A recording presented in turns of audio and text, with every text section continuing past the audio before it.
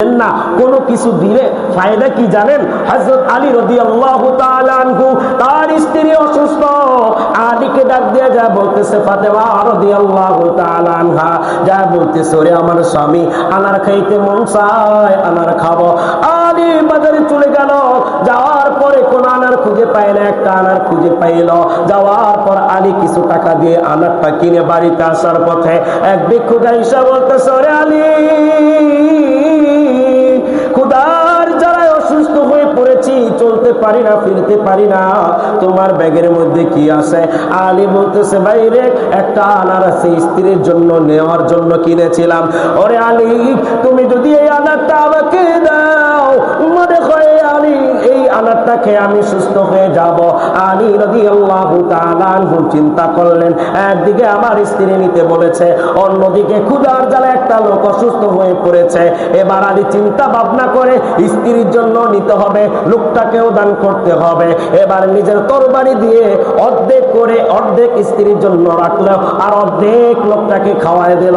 লোকটা অর্ধেক শেষ করার পর আলী রাদিয়াল্লাহু তাআলা আনহুকে লোকটা ডাক দিয়ে বলে, ওরে আলী, অনেক দিন পর আমার পেটের ভিতরে কোনো খাবার ঢুকলো, আমি কিছুটা সুস্থি ফিল করতেছি, আমার মনে হয় সুস্থ হওয়ার অবস্থাটা ফিরে আসছে। ওরে আলী রে, আল্লাহর রহম, আল্লাহ তোমার উপর রহম করুক, তুমি যদি বাকি আনারটা আমাকে দিয়ে দাও, আমার মনের ধারণা আল্লাহ আমাকে পরিপূর্ণ সুস্থ করে দিবে। আলী চিন্তা করলো, অর্ধেক দিলাম, অর্ধেক খায় সামান্য সুস্থ থেকে সুস্থ হইল, এবার অর্ধেক স্ত্রীর জন্য নেওয়ার নিয়ত করলাম। কিন্তু লোকটা এটাও দাবি করে ফেললো, আল্লাহকে ডাক দিয়ে বলে, আল্লাহ, আমার স্ত্রীকে অসুস্থ দেওয়ার মালিকও তুমি, সুস্থ করার মালিকও তুমি, এই আনারের মধ্যে কোনো ক্ষমতা নাই। এই লোকটা যেহেতু তোমার নাম নিয়ে আমার কাছে চাইল, আল্লাহ গো, আমি ফিরাইতে পারবো না। আলী রাদিয়াল্লাহু তাআলা আনহু সাথে সাথে আনারটা তাকে দিয়ে দিল। লোকটা খাওয়ার পর আল্লাহর কাছে চোখের পানি ফেলায়া কান্দে, মালিক রে,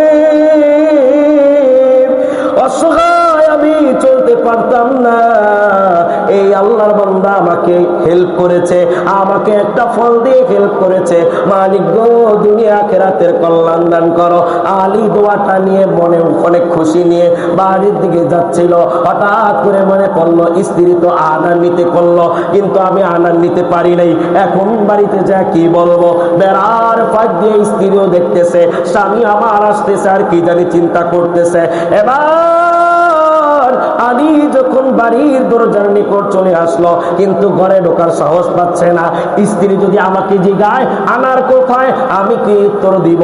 এবার ফাতেমা রাদিয়াল্লাহু তাআলা আনহা সালাম দিয়ে বলতেছে, আমার স্বামী কি চিন্তা করতেছে, ঢুকে যাও, মা সালাম, শান্তির সাথে ঘরে ঢুকে যাও। সালাম দিল। এবার আলী ঘরে ঢুকে গেল, চিন্তিত, মনটা খারাপ। আয়েশা হযরত ফাতেমা রাদিয়াল্লাহু তাআলা আনহা স্বামীকে সালাম দিয়ে বলতেছে, স্বামী গো, চিন্তার কোনো কারণ নাই, মনে হয় তুমি বাজারে আনার পাও নাই, আমি নারাজ হই নাই।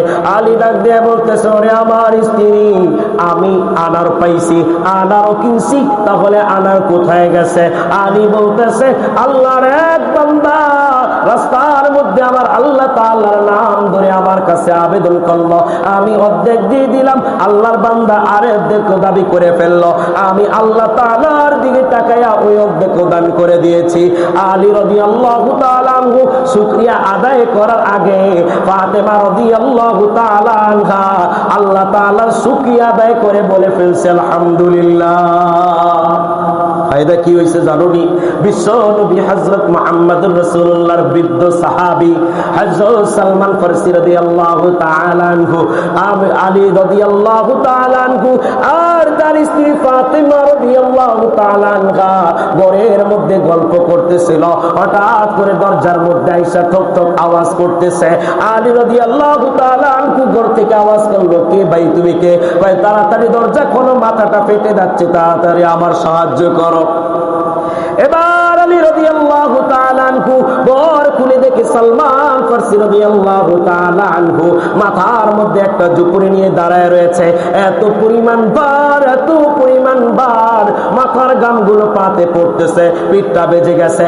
আলী রাদিয়াল্লাহু তাআলা আনহু মাথা থেকে পটলিটা নামালো, নামানোর পরে সালমানকে জিজ্ঞাসা করলো, ওরে সালমান ফারসি, এই পটলার মধ্যে কি নিয়ে আসছো?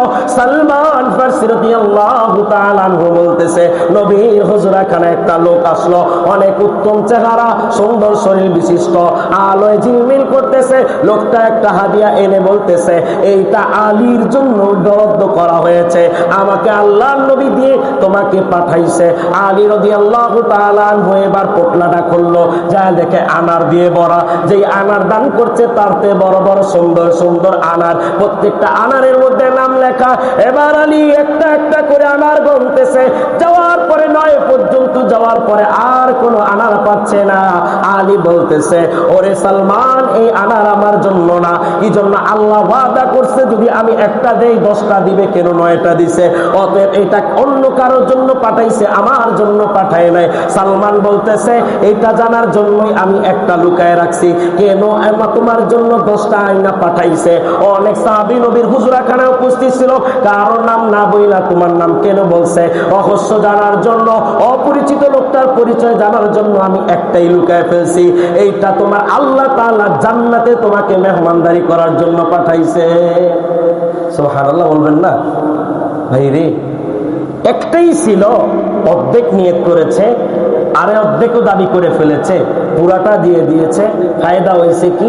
একটা গেছে, 10টা আইছে, তাও 10টা আসছে কেমন ভাবে? জান্নাত থেকে আসছে। যেটা দিয়েছে সেটার চেয়ে অনেক বড়, সেটার চেয়ে অনেক সুন্দর, স্বাদেও অনেক মজা। দিতে রাজি আছেন কিনা? দিবেন তো? আপনাদের এই মসজিদ মোটামুটি সুন্দর, সাউন্ডও সুন্দর, নামাজ পড়তে ভালো লাগে কি লাগে না? একটা ঈদের নামাজ হবে, আপনারা সবাই জানেন কি জানি না, আমি অদমকে আপনাদের মসজিদের পরিচালনা কমিটি আমাকে রেখেছেন আপনাদের ঈদের নামাজ পড়ানোর জন্য। আপনারা থাকবেন তো ইনশাআল্লাহ? আমি তো গুনাহগার, আমার কোনো ইলম নেই ভাই, আমার মতো গুনাহগার এই পৃথিবীর মধ্যে মনে হয় কেউ নেই। আমি আসছি আপনাদের খেদমত করার জন্য, দিবেন তো? আরে ভাই দিবেন না কি করবেন? কত সম্পদ! আজকে গাজার মুসলমানের দিকে তাকায় দেখেন, কত বড় বড় বিল্ডিং, একটা রকেট বোমা ফেলে সব ধ্বংস হয়ে যায়। 760 জন যুবক ধ্বংস হয়ে গিয়েছে, ছোট বাচ্চারা খিদার জ্বালায় গাছ খাচ্ছে, মহিলারা ঘরের বাহিরে গেল গা, রোজা রাখিছে, ইফতারি করার মতো কোনো পানি নেই, ফলও নেই, কোনো খাবারও নেই, সেহরি করার মতো কিছু নাই, থাকার মতো ঘর নেই, গায়ে দেওয়ার মতো কোনো পোশাক নেই, বাবা আছে তো সন্তান নাই, সন্তান আছে তো বাবা নাই, মা আছে তো ছেলে মেয়ে নেই, কেউ নাই। ছোট বাচ্চাগুলো কাঁদতেছে। আল্লাহ তাআলা পারলে তোমার আমারও করতে পারতেন না? পারতেন কি পারতেন না? ভাই রে, নিজের প্রতি এখনো যত্নবান হও। সম্পদ যে জমায় রাখছ, এক ভূমিকম্প আসলে সবই তো ধ্বংস হয়ে যায়। আল্লাহ তাআলা যদি ভূমিকম্প দেয়, কোথায় রাখবা? কোনো কিছুই নেই, কবরও তো নিতে পারবা না, কোনো কিছুর তো পকেটও নাই, কোনো ব্যাংক ব্যালেন্সের কার্ডও যাবে না, স্মার্ট কার্ড যাবে না, ক্রেডিট কার্ড যাবে না, বা মাস্টার কার্ড যাবে না, ভিসা কার্ড যাবে না, কোনো কিছুই যাবে না। নিয়ে যাবে কিভাবে? কোনো কিছু নেওয়ারও সুযোগ নাই, রাখারও সুযোগ নাই। এই জন্য বলবো, কবরের জন্য কোনো কিছু দিয়ে যেতে পারবেন তো ইনশাআল্লাহ? মসজিদটা পরিপূর্ণ সুন্দর মোটামুটি হয়ে গেছে, আরেকটু যদি হন পরিপূর্ণ হয়ে যাবে। এই দিকে সবাই নতুন জামা পরবেন তো? পরবেন না? সবাই নতুন জামা একটা বানায় রাখছেন, নতুন একটা জুতা কিনছেন, নতুন একটা টুপি কিনছেন, ছেলের জন্য কিনছেন। মসজিদটাকে যদি ছেলে মেয়ের মতো মনে করেন, নিজেরা যদি বাবা দাবি করেন, আমার ছেলেকে যেমনি সাজাইছি মসজিদটাও আমার ছেলে মনে করে সাজাবো, সবাই পারবেন তো ইনশাআল্লাহ? বেশি কিছু না, একটা দরজা লাগবে। আমাদের কমিটিরা বলেছে 8,000 টাকা লাগবে। কোনো এক বান্দা আছেন আমার মালিককে খুশি করার জন্য, রোজার যা ভুল ত্রুটি হয়েছে এটা মাফ করানোর জন্য, অসুস্থতা থেকে সুস্থ হওয়ার জন্য, বিপদ থেকে বেঁচে থাকার জন্য 8,000 টাকা আল্লাহর রাস্তায় দিবেন? আসেননি? একটু হাত তোলেন, কেউ আছেন কিনা? 8,000 টাকা একজন থাকলে একজনের থেকে নিব, আর কারোর কাছে চাবো না। 8,000 টাকা আসেননি? নাই। 2 জন মিলে 4,000 করে দিবেন। আছেন? আপনি হাত উঠতে লইছিল, আল্লাহ মনে হয় কাকে কবুল করবে। আরে ভাই 4,000 টাকা বেশি না? একটু বলে ফেলেন, দেখেন কেউ আছেন কিনা। নাই, 2 জনও নাই। সময় যেহেতু বেশি নাই, কালেকশনও করবো না, বদনাম হয়ে যায়। যে কোনো এক জায়গায় গেলে ওয়াজ করার পরে যদি একটু কালেকশন করি